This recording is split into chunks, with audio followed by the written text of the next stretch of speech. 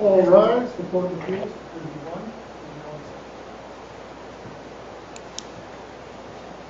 31. Good morning. Please be seated. Please feel free to take your face masks off during your argument. It makes it easiest for us to hear you. All right, good morning. We're here for oral argument in cause number JV20-0079, Robert R. versus Salina G. These proceedings are being video and audio recorded as well as live streamed, so we ask counsel to please identify yourself and your client at the beginning of your argument. Each side will have 20 minutes to argue. Appellant's counsel is responsible for watching the clock to reserve a portion of that time for rebuttal if desired. And so we're going to ask you to argue from a seated position. We've switched the clocks around so that you can see it from where you're sitting, so they're backwards, but you know which one is yours. All right, we have read the briefs. We have discussed this case in conference. We are familiar with the facts. And at this point, we'd ask counsel, are you ready to proceed? Oh, I am, Judge. Thank you. Michael Ellsworth on behalf of the appellant, Robert Rice. Also in the courtroom today is Michael Brogan. He's just finished his first year of law school and is actually externing with our office, and he's here with us today. Thank you, Judge.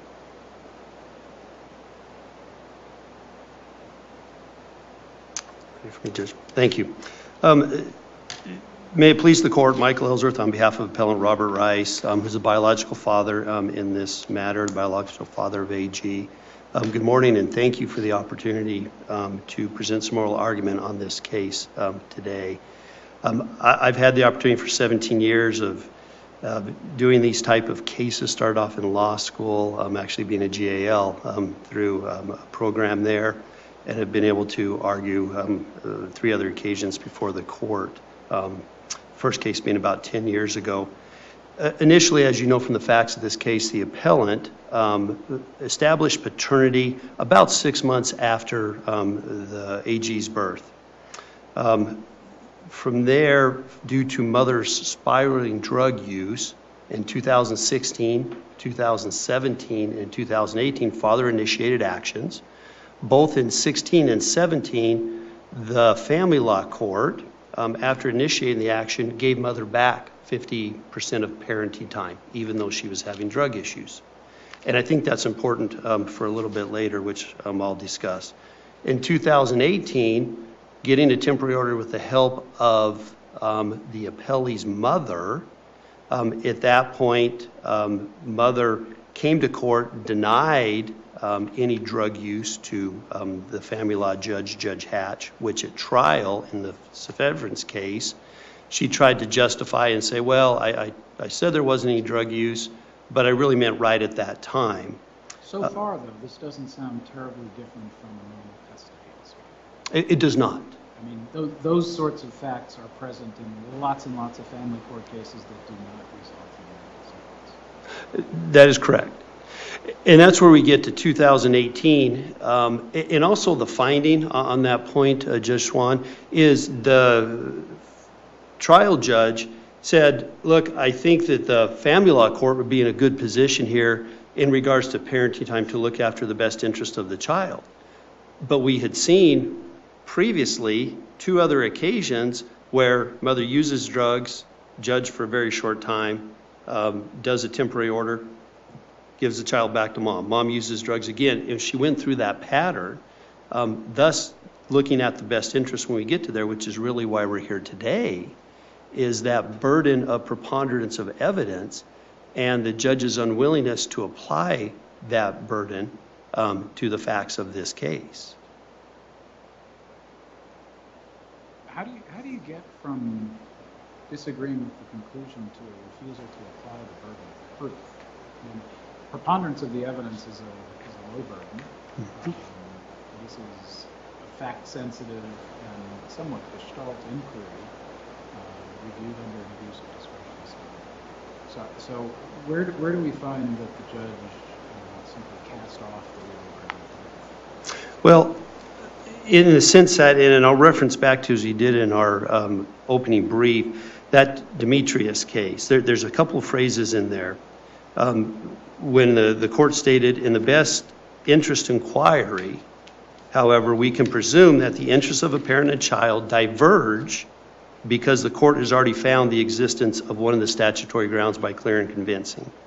But then, When you talk about diverging, okay, how do you quantify when, what I'm having a problem here with, quite frankly, is you disagree with what the family court was doing in managing this case. It turns into a dependency severance kind of situation.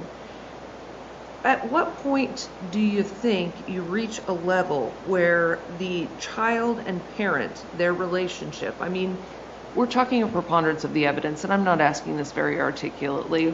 What's the factors that you see in this case that makes it so different than a regular family law case?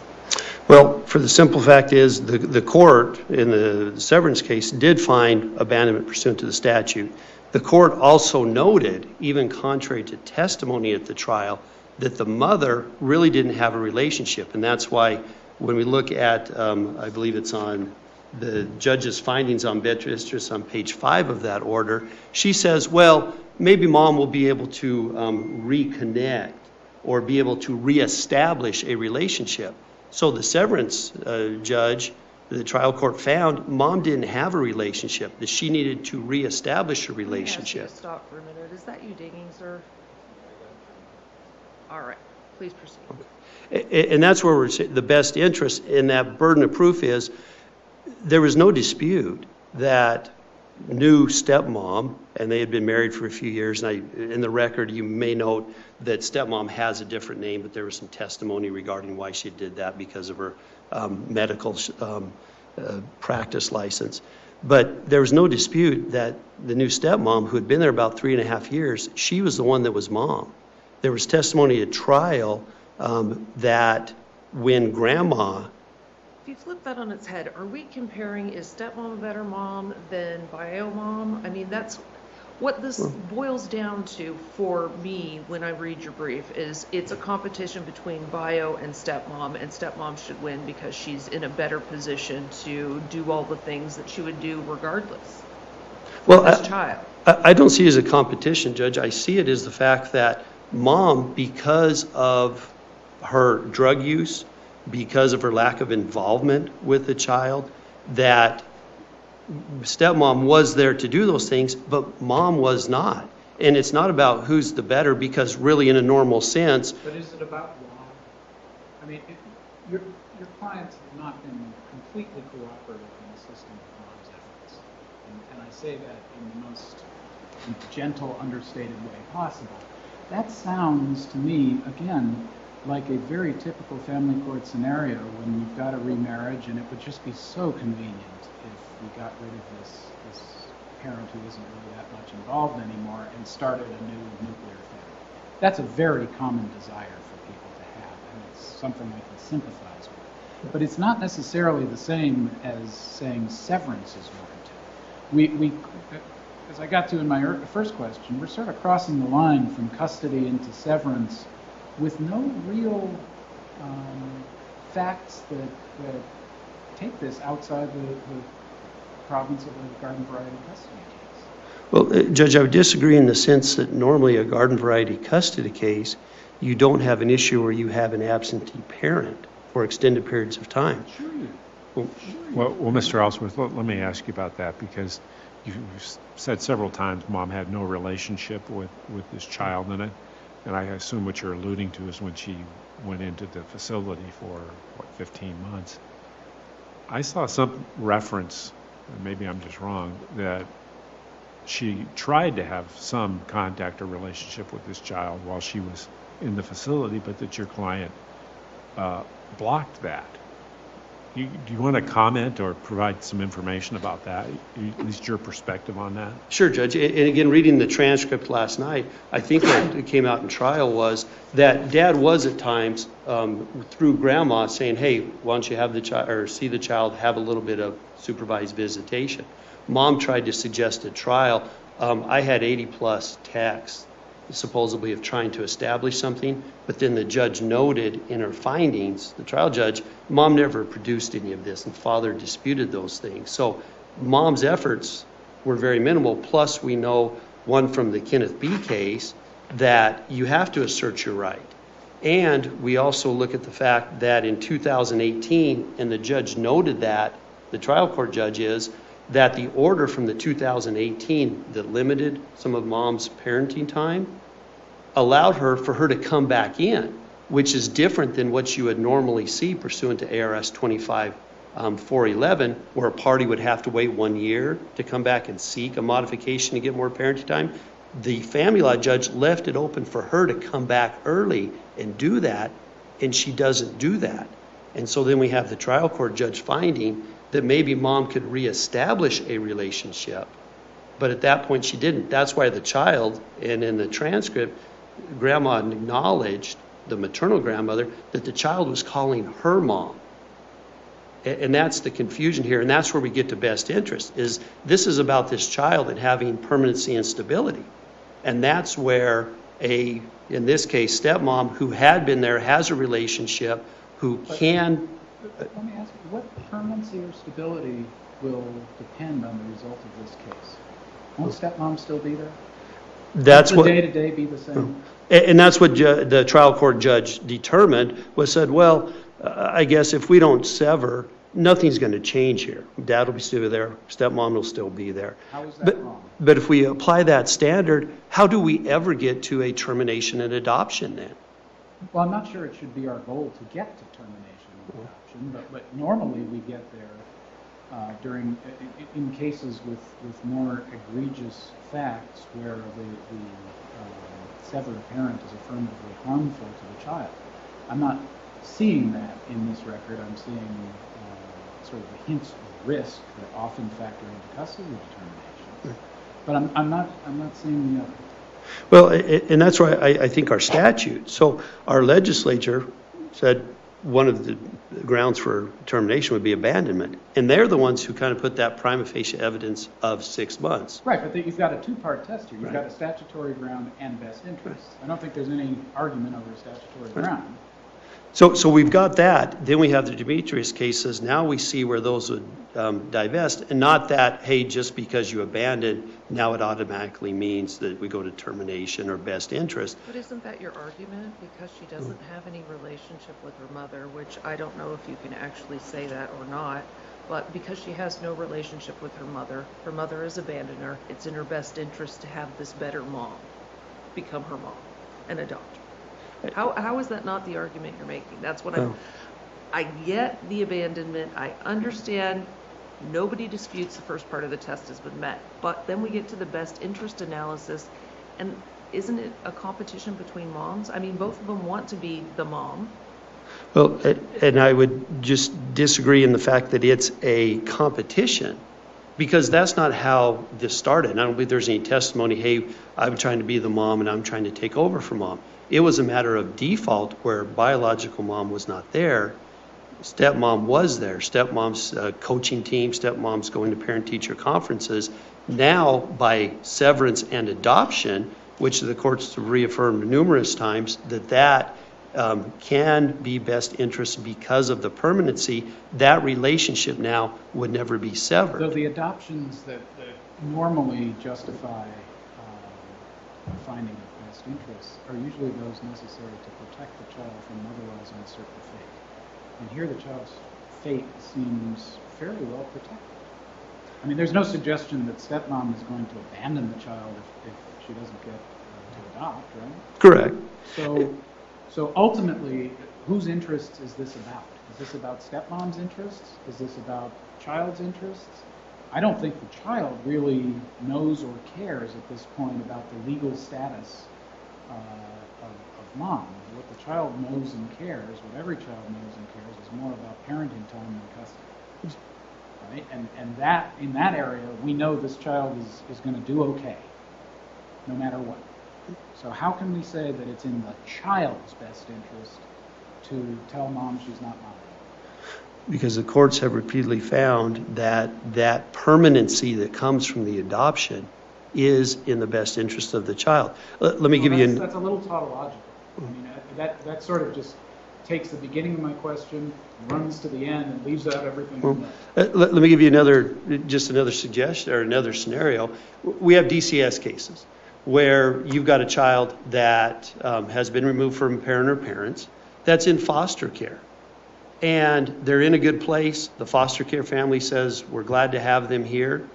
If we say, well, why is adoption best interest and how do we get there?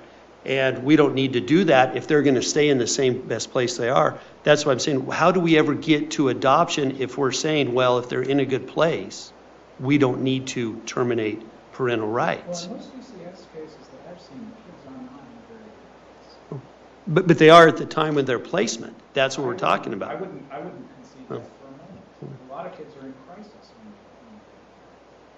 And here we have a better situation.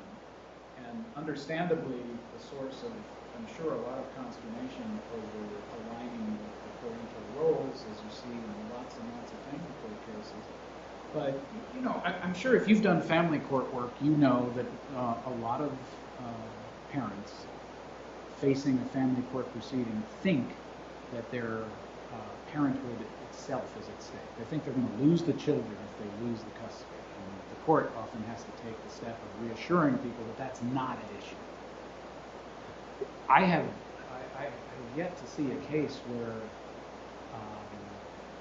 you start with a custody dispute and you just turn it into a severance because one parent is so clearly superior to the other. And I would agree with you on the issue of taking parents think, and that's why I think our legislature a few years ago changed the language from custody to decision-making authority. I think there are a lot of reasons for that. But I would agree, because I see that all the time is, if I don't have joint decision-making authority, I lose my rights to my child, which is not what that means. Exactly. In that. But it still goes to the fact that this child receives some permanency by having this severance and adoption. Well, unless father and stepmom separate, what additional permanency is secured by the adoption? The permanency of that relationship with the stepmom, you're right, unless they separate, would never end. So we should hardly be injecting ourselves into this family to make sure that if father and stepmom separate, stepmom carries on as mom. I don't think we should be doing divorce planning. But if mom had not abandoned, pursuant to the statute, we would never be in this situation.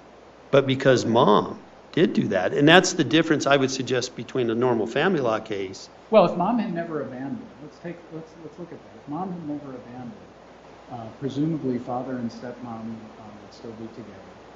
The child would probably be primarily with father and stepmom. A legal decision-making, parenting time dispute would ensue in family court, whether mom had abandoned or not. Mom might have a better case in family court, but I'm not seeing how that turns into necessarily best interest in favor of severance. You know what I mean? Unless you equate a statutory ground for severance with an automatic best interest determination, we haven't really touched on what those interests are for this child that depend on this case. We've talked about stepmom a lot, talked about father and mom. When are we going to talk about the child's interests? Because permanency seems pretty abstract given this child's living situation. And I would suggest that this really is, everything is about the child. Because we have mom, and you look at her history. Drugs, gets the child back. Drugs, gets the child back. Drugs, abandons, at least pursuant to the statute. Now wants to come back in and say, look, I want the child back with me. And father says, enough is enough. My child doesn't even know who to call mom. Mom, biological, is in and out. We can stop that. We can do a severance and adoption so my daughter does not ever have to go back and forth and be ping-ponged by mom again. Yeah, well, but virtually every child in a family court case gets ping-ponged and has to figure out what to call their stepparents. That is not uncommon. And it's unfortunate, I agree, and I empathize. But it's not the same as saying we should just lock one side off. And I think the distinction here is the fact that mother did abandon. That's the distinction here. Then, and a regular family law case, which it doesn't really matter. That's what I've been doing for 16, 17 years now, is when we've got a parent who just for a year and a half abandons a child, doesn't pay support, those type of things. That's what gets us to this point. Now, that's why I think the Demetrius court said, look, when we find abandonment, we've already found that the interest of the parent and the child have diverged. Well, by diverge, don't you think the court meant are no longer identical? Yes, It doesn't mean that they're diametrically opposed and irreconcilable. It just means they're divergent. Well, and to me, that they're going in different directions. Yeah, you and I are making comments that are divergent right now, but I Right. don't think we have an irreconcilable divide.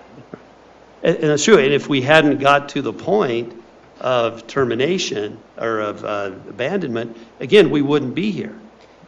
But So, once abandonment has been found, in every case, the parental rights should be severed. absolutely not.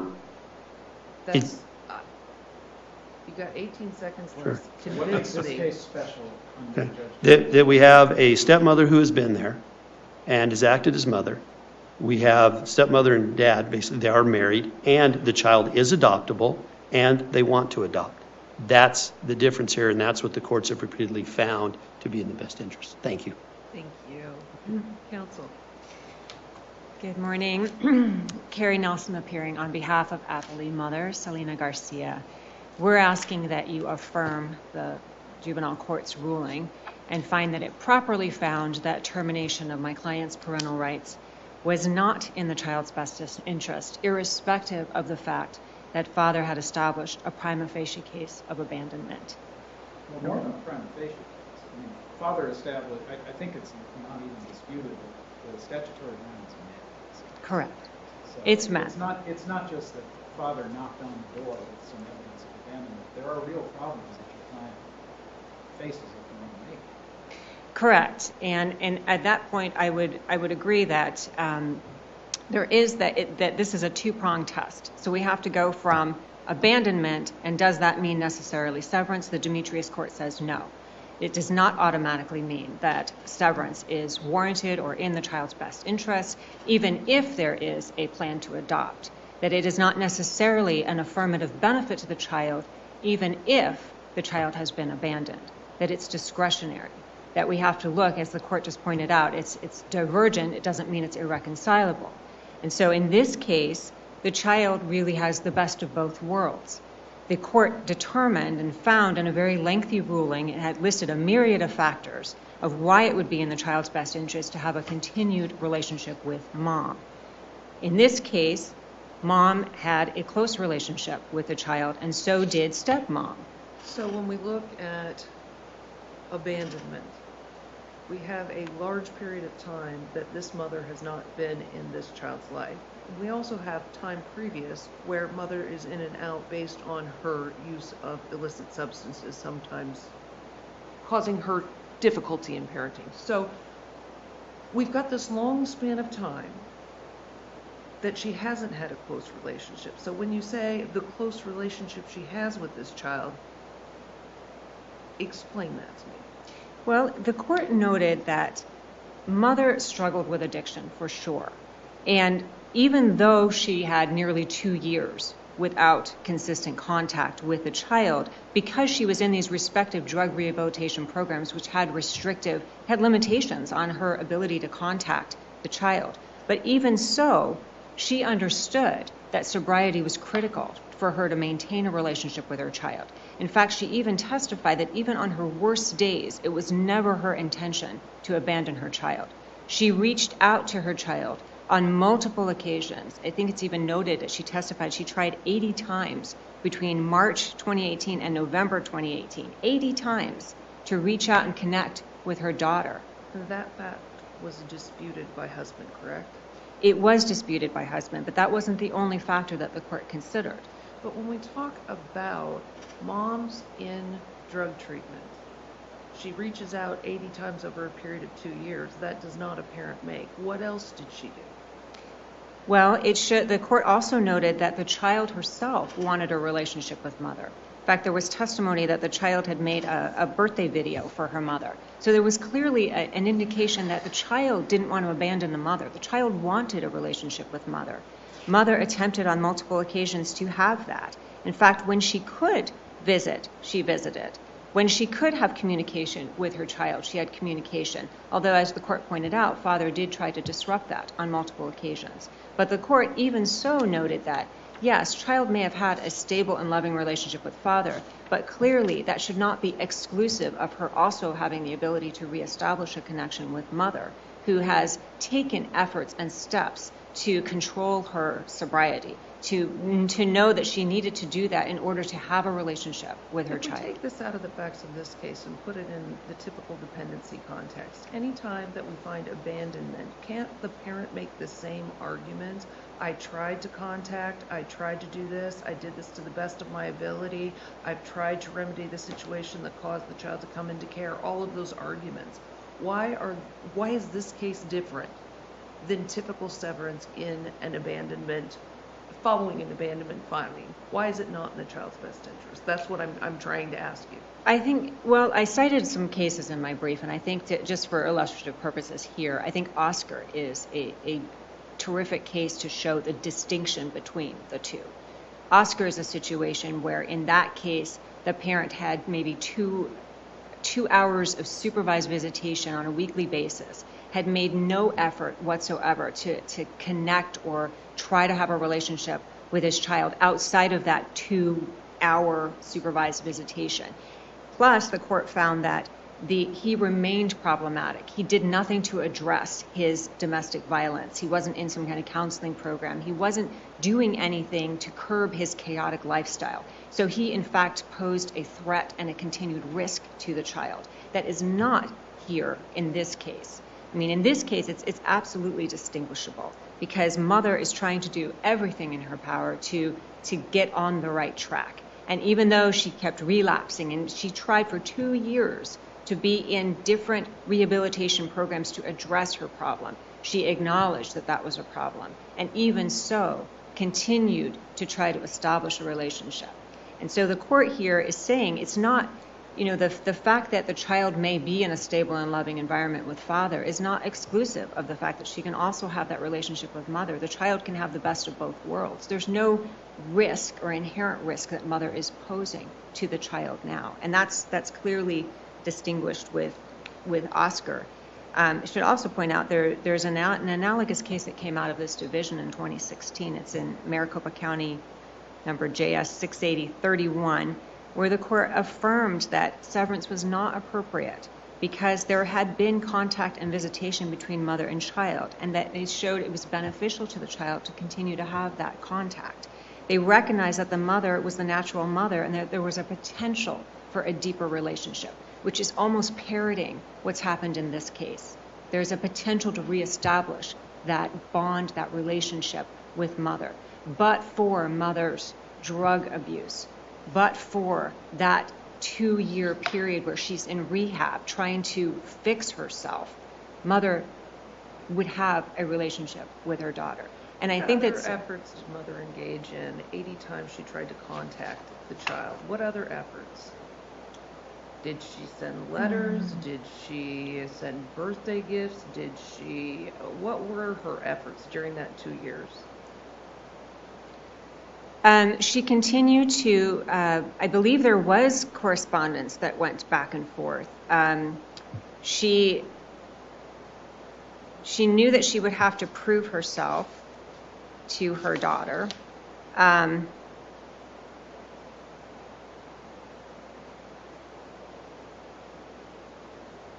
She would attempt to meet with her daughter in public places like McDonald's and Dairy Queen. She made, the daughter, as I mentioned, made a birthday video for mother. The court acknowledged to mother's credit that mother recognized that at one point her life was falling apart and that she needed to do something to fix herself, to get better for her daughter's sake.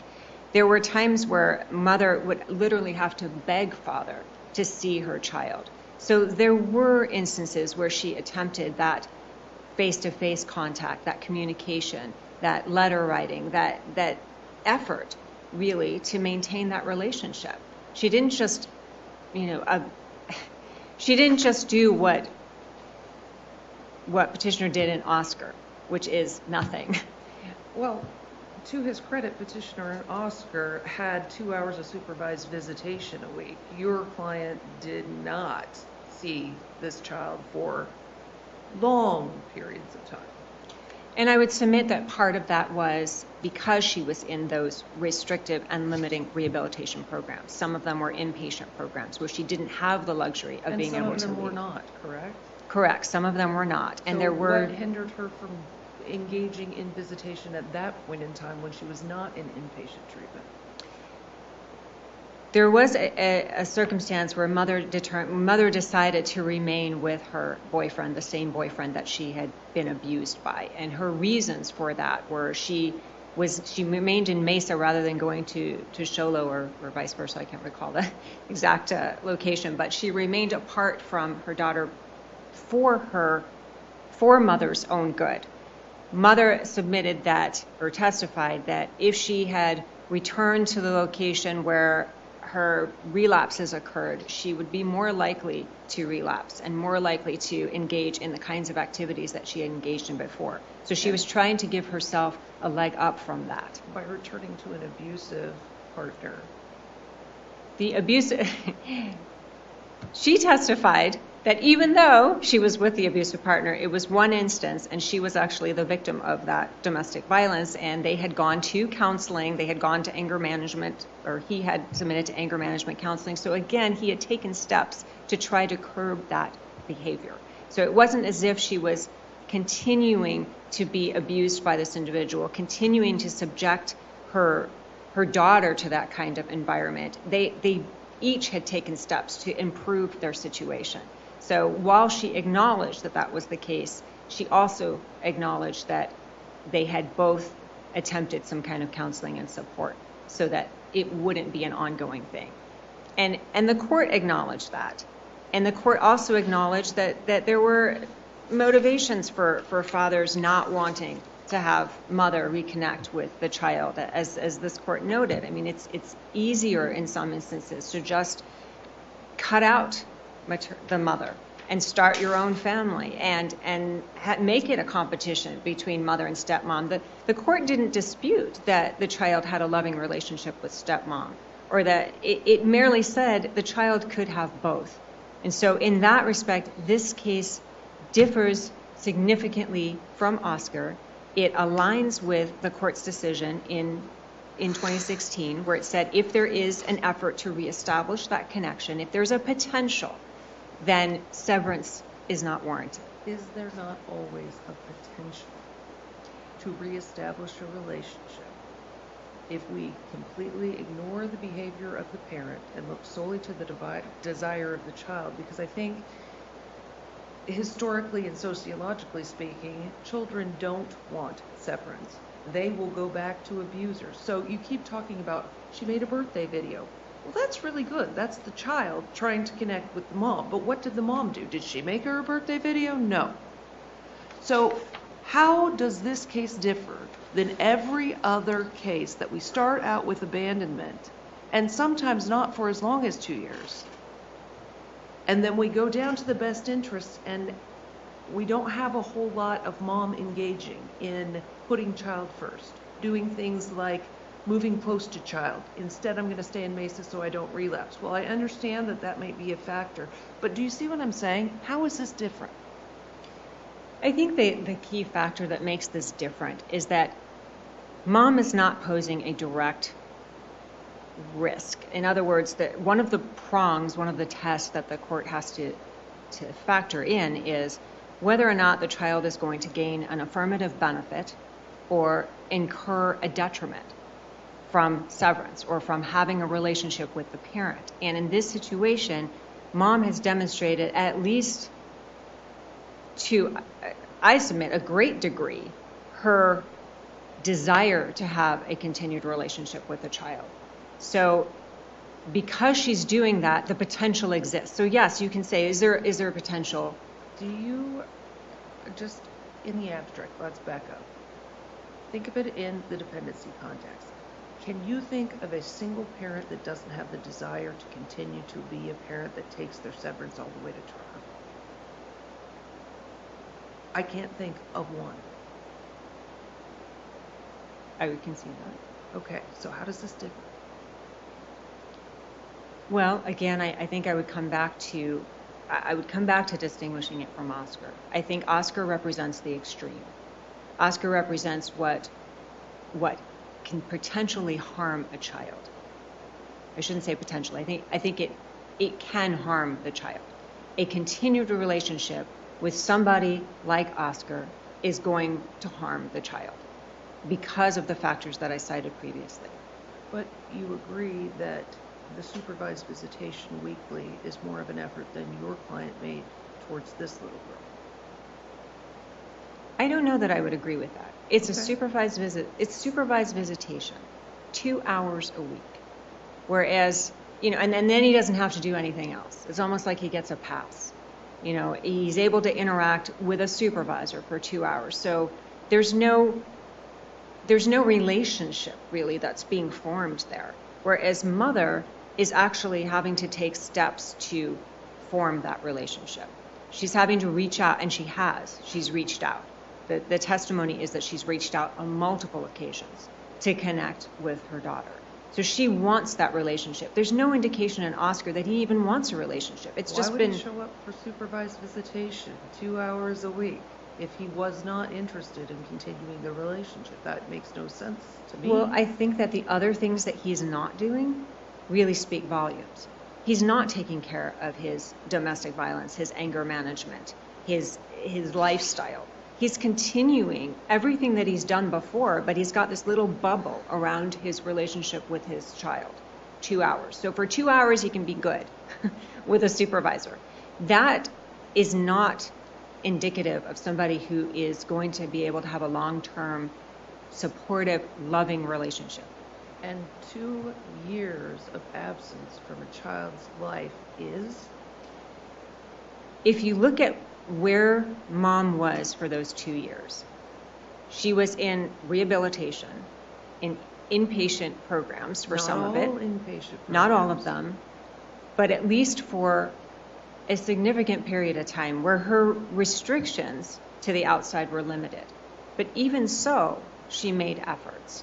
So there's more evidence in mom's situation that she's going to maintain. The connection, I should say this too, the connection that she made with her daughter in the instances that she was able to were loving. They were not putting the child in danger. They were not jeopardizing her well-being. And that's what the court noted. So even if we take into account that a child will always want to have a relationship with their parent, even if it's an abusive parent, if we subtract that, the child went beyond that.